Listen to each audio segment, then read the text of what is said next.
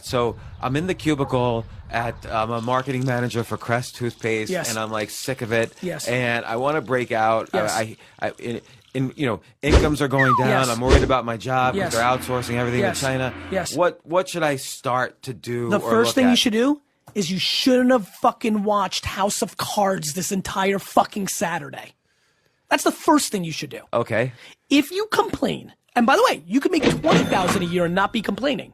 So this is not about how much success you've had. This is complaining. This is, oh, woe is me. I'm in this cubicle. You're complaining to yourself, and Right. even worse, and I know you guys, you're complaining to others. Your spouse, your girlfriend, your brother, your mom. If you were complaining, the first thing that has to happen is the elimination of Madden, the softball team, House of Cards, leisure. Leisure is what you give up to have the audacity to build your life that you want. So if you didn't watch House of Cards for 13 hours this weekend, it would have given you 13 hours to map out what you're gonna do to get out of that job at Crestt. Yeah, Johnny Crestt. He eliminates House of Cards, eliminates a softball game. He's ready to go. What's next? Self-awareness. I believe that self-awareness is the single best #1 attribute anyone could ever be gifted with. Better than being good looking, better than being super smart, self-awareness. I'm very comfortable in admitting that I don't know the science behind self-awareness. I don't know the anthropology or psychology around it. I don't know how it's taught. I just know it's the thing. And then you do the assessment and you take the data and you finally, for the first time in your life, Johnny Crestt, decide you don't live life hoping and wishing you were something. You start for the first time in your life actually deciding what you are and navigating around that. So Johnny Crestt does this. Now he starts to change. He's like, okay, they're right. I want to do bigger and better things in my life. What's next? What's the next practical step? Because that's a good practical step. Well, I think that at that point, Johnny Crestt wants to decide if he wants to go for it or not. Because I actually think 8 out of 10 times Johnny Crestt, after that process, takes a step back and says, you know what? I like getting drunk with my buddies on Thursday night. I like House of Cards. I think it's kind of cool. And he may then realize, I'm actually okay. Like, yeah, I'm not going to be Mark Zuckerberg. But let's say he's not. Okay, well, then he's not. Then he decides what I think, back to crush it, he tries to build a business around something he loves.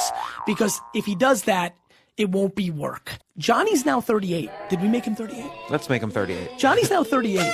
And Johnny watches NASCAR every weekend. Johnny does mixed martial art. Like, Johnny has to look at what he does when he's not working and build a business around that. Let's say Johnny, 15 years at Crestt. Let's say Johnny makes $213,000 a year, right? Like, what he has to do is decide that is he willing to make $87,000 a year but be a shitload happier and downsize his home or not go on as many vacations. These are choices, my man. So it seems like you're always leveraging the thing you're doing to the next thing. Because I'm scared. I'm practical. I don't want to. The only advice I've ever given in my life, James, I'm super undereducated. I was a DNF student in high school. I've read like 4 fucking books. And the only advice I ever give is predicated on things I've already done. Let's talk about a couple things. There's a couple things that I want Johnny Crestt to do in parallel. I want him to create his Twitter account. Twitter, even though it's struggling, and it is, still has a big advantage over every other platform.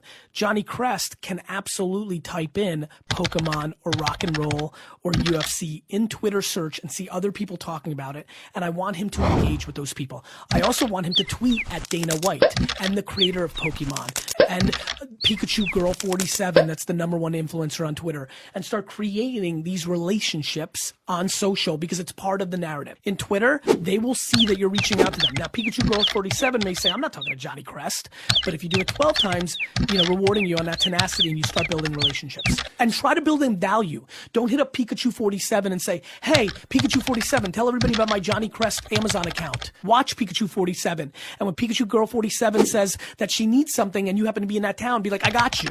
Bring value first. Right. We have to reprogram, rebrand, and relook at entrepreneurship. Entrepreneurship is freedom. It doesn't mean making $1 million. It means freedom.